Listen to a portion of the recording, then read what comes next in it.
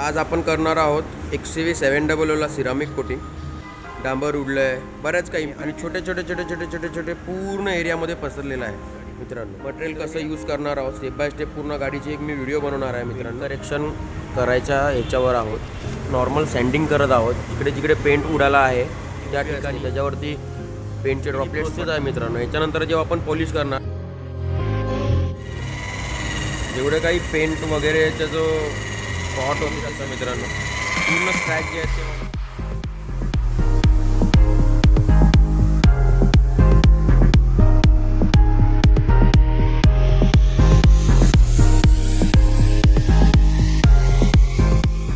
Wash आपण केलेली आहे गाडी प्रॉपरली.